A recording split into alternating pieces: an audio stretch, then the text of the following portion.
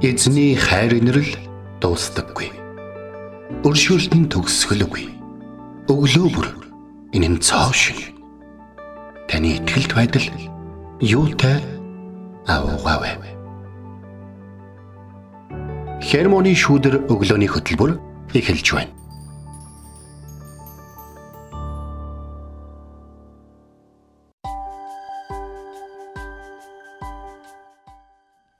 Өглөөний мэнд. Өглөөний мэнд төргий.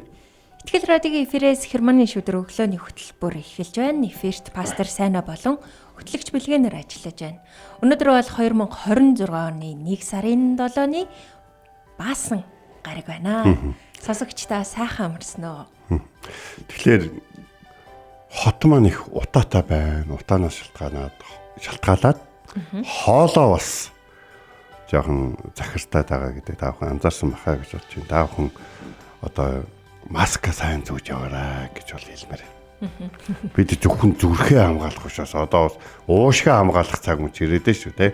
Тийм шүү. Тэгээд өөрсдөөсөө шалтгааллах зүйлсээ бас маш сайн хийх хэрэгтэй. Тэгээд нөхцөл байдал дасаад те хамгаалах ёстой зүйлсээ өөрсдөө хамгаалж лахгүй бол болохгүй шүү дээ те. Тэгэлгүй яах вэ? Тэгээд энэ 7 хоногийн эхэнд даваа гарагт бас Хермоны шүүдэр өглөөний хөтөлбөрөөр эхлүүлж байхдаа би нэг ишлэлийг бас хуваалцаж байсан шүү дээ. Тэгээд энэ 7 хоногийн төгсгөл бас дахин нэг ишлэлийг хуваалцъя. Энэ бол Марк номын 2 дугаар бүлгийн 27 дугаар ишлэл. Хүн амралтын өдрийн төлөө бус амралтын өдөр хүний төлөө бий болсон юм аа. Амен. Тэгээд өмнө ингээд уншиж байхдаа энэ ишлэлийг бас төдийлөн анзаардаг байж. Хүн амралтын өдрийн төлөө бус амралтын өдөр хүний төлөө бий болсон гэж Иесус хэлсэн. Тэгээд амралтын өдөр бол байнга аливааг хийж гүйцэтгэх, шийдвэрлэх эсвэл ямар нэг хүүхдүүдэд зугаацуулах ч юм уу зарцуулах, постлох хийх гэсэн дэлхийн ийм амар тайван бос шахалтуудаас амрах боломж юм шүү. Тэгэлгүй яах вэ? Тэг маргааш амралтын өдөр тэгээд та амрах тэр цагийг заавал гаргаарай. Тэгээд мэдээж ингээд шинэ он, шинэ сар эхэлсэн завгүй амьдралын төлөвлөгөө ингээд хэмнэл дунд ингээд тасралтгүй та ороод явж байгаа ах. Гэхдээ энэ жилиг та тэр завгүй амьдрал дундаа амс хийх, амралтын өдрийг та заавал гаргаарай гэж таныг ятгаж байна. Тэгээд амьдралаа, ажил төрлөө болон захалмайг харж агуу сэтгэл ханамжтайгаар энэ бол хангалттай гэж ингээд хэлэх тэр амралтын өдөр амралтын цагийг таныг гаргадаг байгаарай гэж энэ жил таныг ятхан урамшуулж байна. Магадгүй та яг одоо амар тайван бус байгаа бол амралтын өдөр бол таны төлөө бий болсон хэмээн Есүс танд хэлж бөг. Та яг одоо сонсоорой. Тэгэхээр ийм цагийг та заавал гаргадаг байгаарай. Тэгэхээр бид нэр маш чухал зүйлийн талаар бол ярилцж байна. Бурхан ингээд амралтын өдрийг ард олонтой бий болгосон. Би яг би ингээд заримдаа боддتي. Израильчууд ингээд амралтын өдөртөө болж явах үед Египт тэднэр ямар байсан бол гэж. Хэрвээ тэдэрт амралтын өдөр гэж байдгүй тэдэр тасралтгүй ажилдаг байсан бол зүгээр л ингээд нэг юм эхлэл төгсгөл ингээд нэг юм мэдгүй одоо ямар байдалтай амьдардаг гэсийг нь мэдгүй цаг тооллыг нь одоо судалж үзэх хэрэгтэй л байна.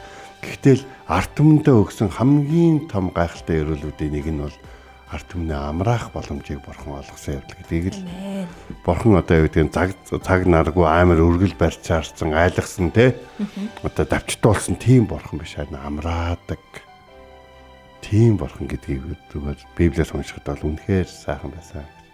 Тэгэлгүй яах вэ? Тэгээ бидний зүрх сэтгэл бурхан дээр очих хүртлээр жинхэнэ амар тайвныг мэдэрч чадахгүй шүү дээ Тэгэхээр бурхантай хамтайж түүн дотор та амралтыг мэдрээрэй. За тэгэхдээ өнөөдөр бол мэдээж ажлын өдөр. Тэгээд эхлүүлсэн ажлаа сайнаар дуусгах тэр өдөр байгаа. Тэгээд өнөөдрийн ажил үйлсний эзний мэрэгэн ухаанаар үнэхээр дүүрэн байх болтугай. Тэгээ өнөөдөр бид нэр бас нэгэн сонирхолтой түүхийг судлах болно. Тэгээд энэ цагийг эхлэхээс өмнө хамтдаа эзний өмнө ирж түүнд алтар магтаалыг өргөцгөөе.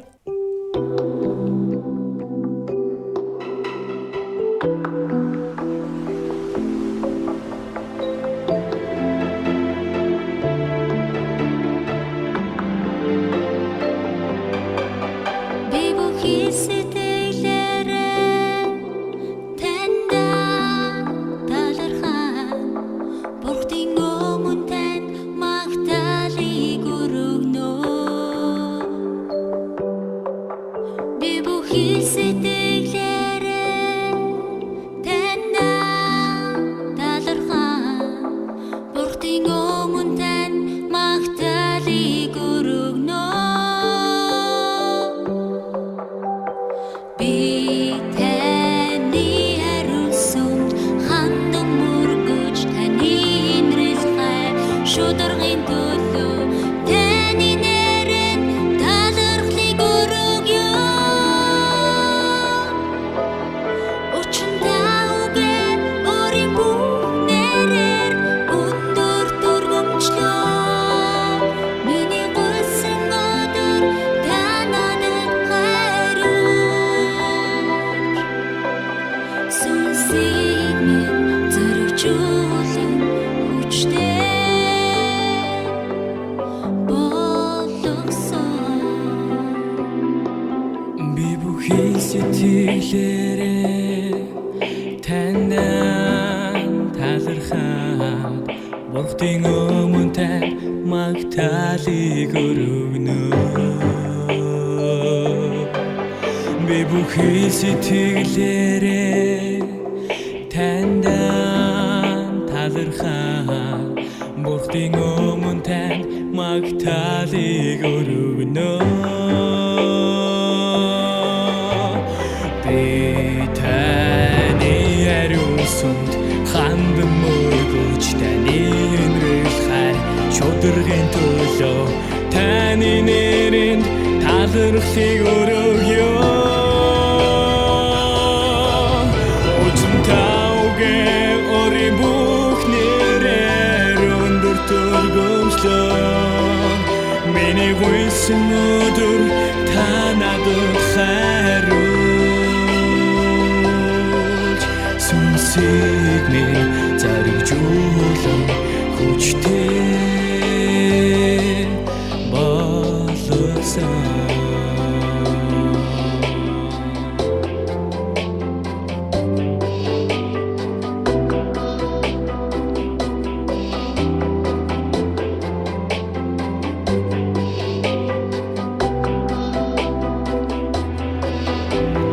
би таны хариулсанд хандан мөргөж таны инрэл хай шударгын төлөө таны нэрэн талархлыг өргөё Учир таугээ өөрийн бүх нэрээр өндөр дүрмжлөө миний гуйсан өдөр та надад хайрлаж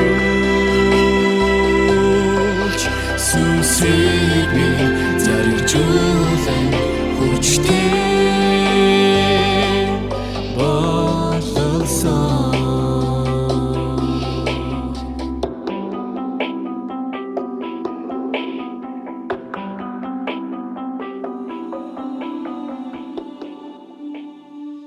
Өглөө бүр хайр инэрлээ надад сонсгооч.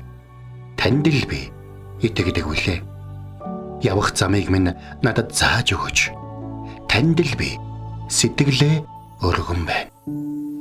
Дуулал 143-ийн 8.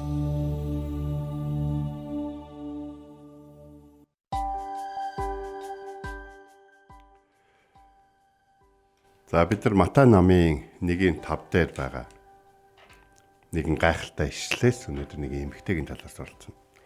Салмонд Рахабаар Боадд Рүтээр Обед төржээ. Обед бол Исегийн эцэг юм а. Исе бол Давидын эцэг. Амен. Матай 1-р бүлгийн 5 дээр Иесус Христийн ургийн бичиг гардаг те. 14 одоо үеэр нь гээд хуваачсан. Рахаб гэдэг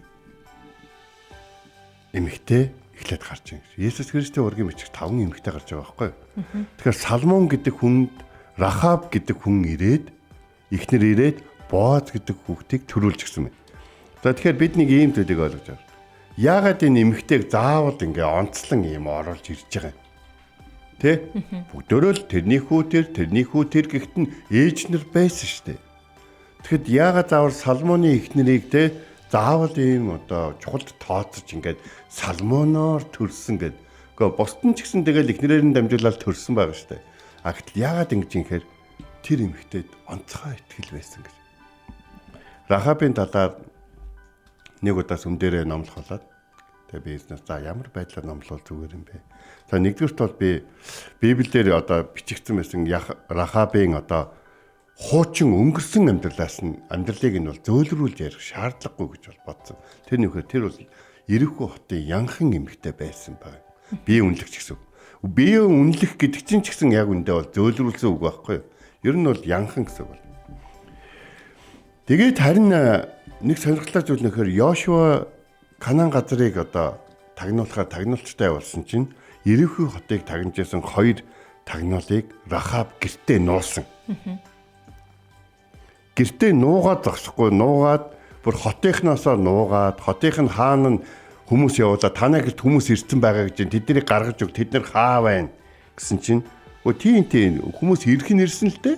Тэгтээ одоо байхгүй гэж хэлээ тэд нар бүр нууж гаргаад харин тэр хааны явуулсан тэр туршуул мөшгөгчдийг явсны дараа тэр эмэгтэй нэгэн гайхалтай гэрчлэлийг ярьсан мэт. Эзэн энэ газарт энэ газрыг та нарт өгснийг би мэднэ гэж. Тэгэхээр тэр эмэгтэй сайн мэдээ сонсоогүй байгаа. Харин тэр эмэгтэй өөрийнх нь улс үндэстний хувьд бол муу мэдээг сонсож байгаа. Яг тэгэхээр Израильчууд гэдэг хүмүүс очсон газар болгондоо одоо ингээд амжилт ялтыг олж тэдний бурхан нь Египтийг одоо бүгднийг одоо байхгүй болгож Египтийн улаан тэнгисийг байхгүй болгож Сихон Ог нарыг гэсэн Аморичуудын хааныг яасныг Амалекчуудыг ялсныг ингээд тэр ингээд Израильчуудын тэр ялалтын тухай бүх зүйлүүдийг сонсч ирсэн. Гайхмаар зүйл нь юу гэхээр тийм ялалтууд чинь Израильчуудын одоо эсрэг зогсож байгаа Ирихүүчүүдийн хувьд айдсан мэдээ багхгүй. А гэтэл Рахабд бол тэр авралын мэдээ бол сонсогдсон байна. Ард түмнийхээ талд зогсдог. Ард түмэндээ өршөөнгүй ханддаг. Ард түмнийгээ хайрлаж ард түмнээ мартахгүй байж дарлал зовлонгоос гаргадаг. Ард түмлээ өөрчлөн шинчилж тэдний бурхан нэрж тэднийг өөрийнхөө ард түмэн бодордог нэгэн байдаг. Тийм бурхан байдаг. Тийм бурханд Израильчууд итгэдэг. Тийм учраас тэр бурхан нь хэрвээ ард түмнээ дагуулад Ирихүү рүү ирж байгаа бол Ирихүү хотыг одоо захирж байгаа хаан эсвэл намайг зүгээр нэг янхан гэж хардаг энэ ирчүүдийн одоо захиргаанд байхаа болцсон байна. Эзэн хотыг өөртөө авахар шийдсэн байна. Тийм учраас энэ надад айдсан мэдээ биш. Эзэн намайг өршөөх болов. Бурхан намайг өөрийнхөө хаанчлалд авах болов гэсэн над чиг гим нүгэлтэй нэгнийг бурхан хайрлах болов. Нэг Паул юу гэдэг л да. Үхлийн энэ биеэс намайг хэн ангижруулах вэ гэж.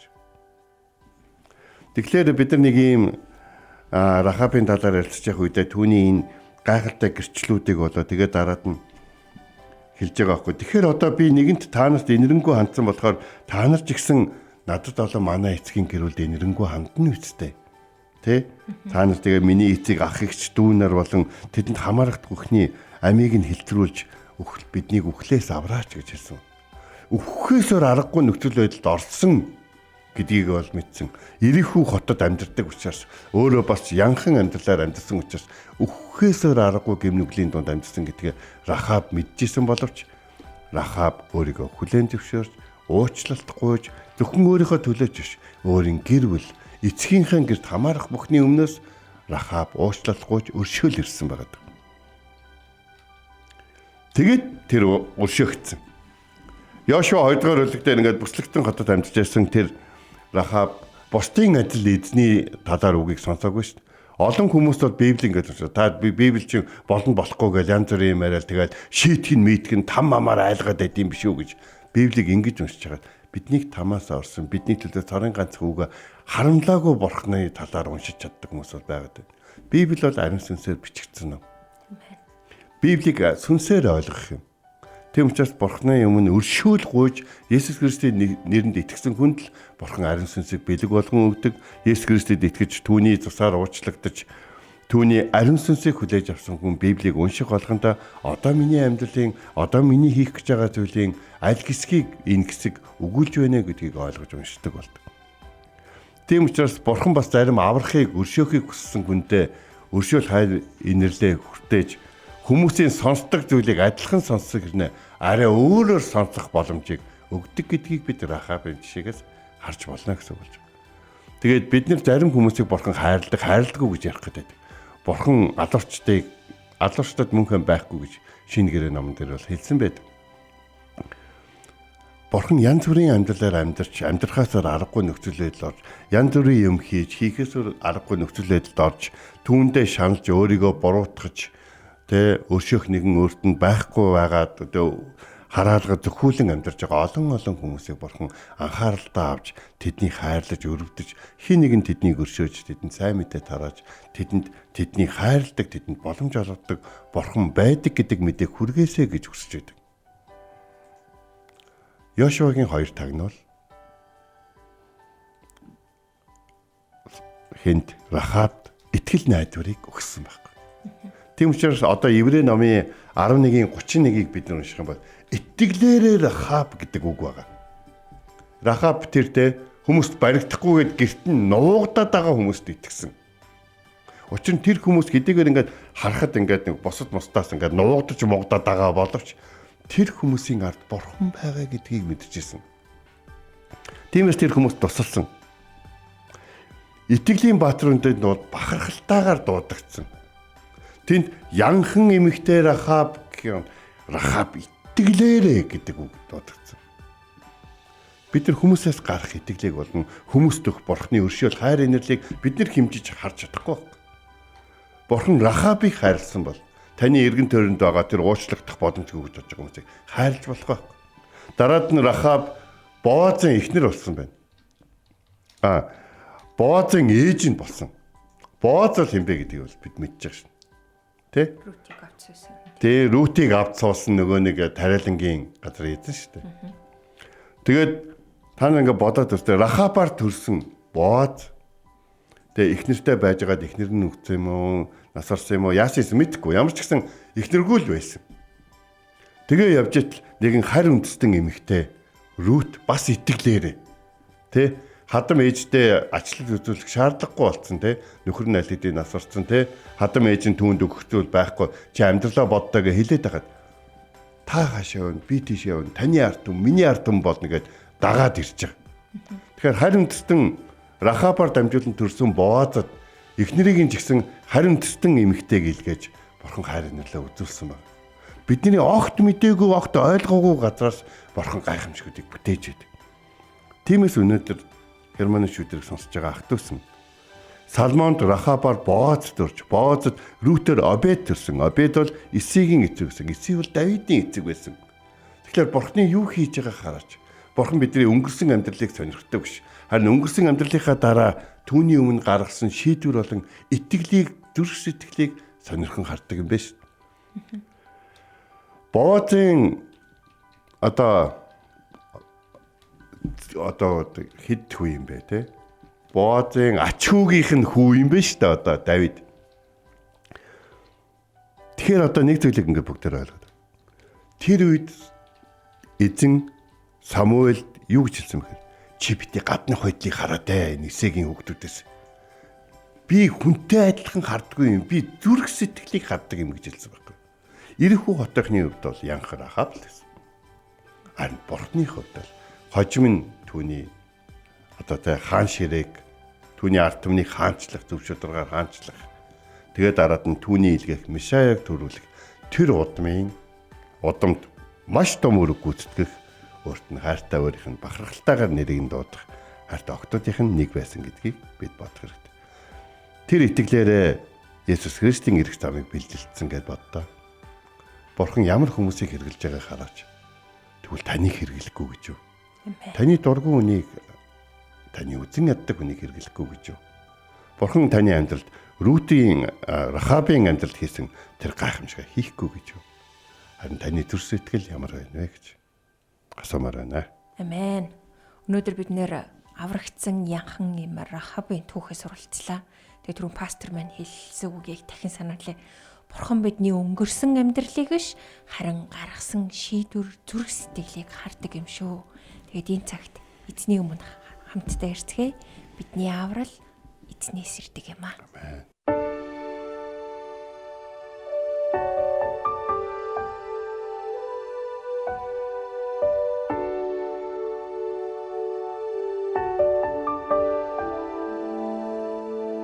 Миний сэтгэл Бурхныг чимээгүй хүлээн учир нь миний аврал таньяас ирдэг ганцхан тал миний хад миний аврал миний цайз учир би нурч буй хан мэд ганхахгүй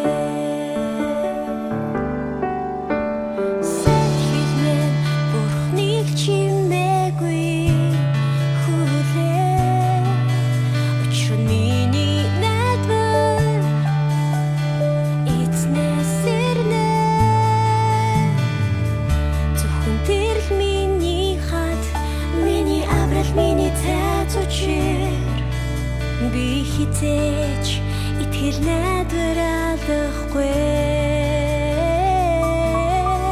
би хитэж итгэл найдвар алдахгүй эзэн тав миний омог тушиг миний аврал балдран тань байдаг миний хүч чадал таньяас ирдэг та миний хорогдох газар би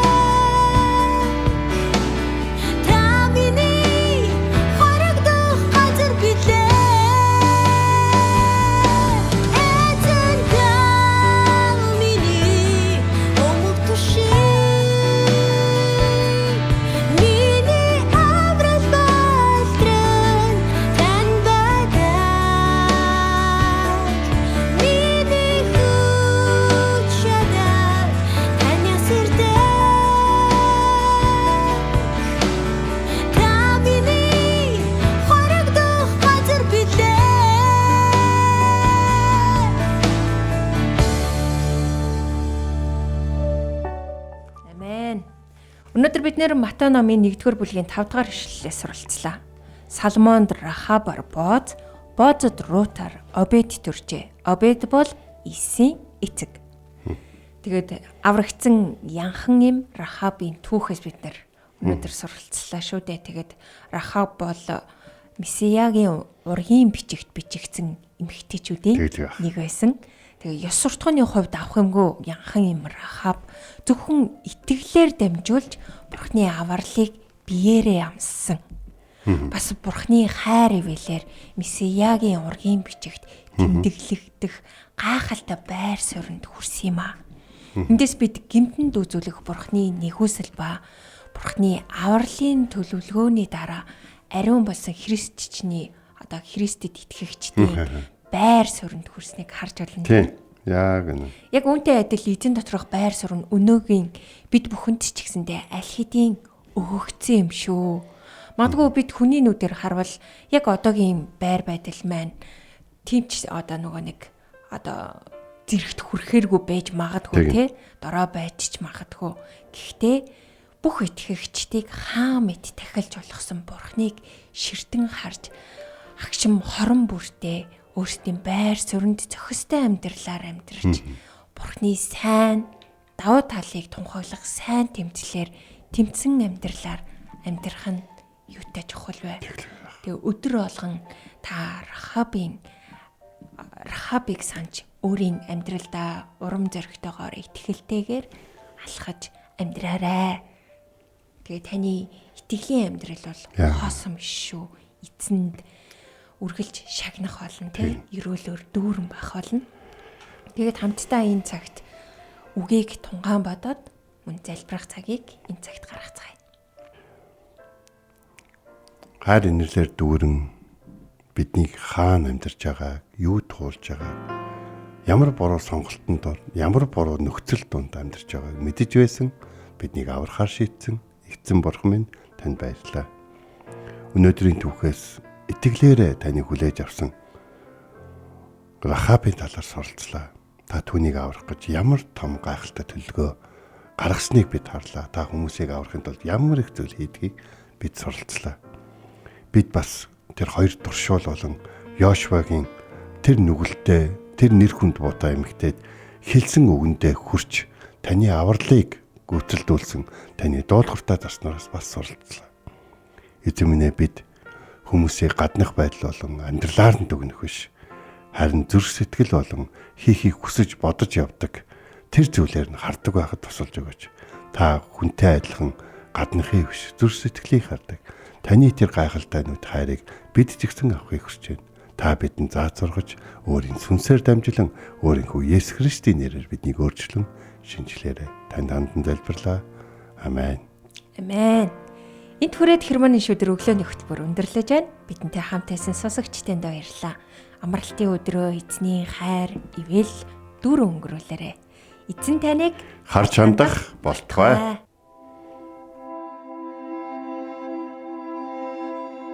Эзэн зүрхийг чинь Бурхны хайр ба Христийн төвчөрт чиглүүлэх болтугай. Хермоны шүдэр өглөөний хөтөлбөр танд хүрэлээ.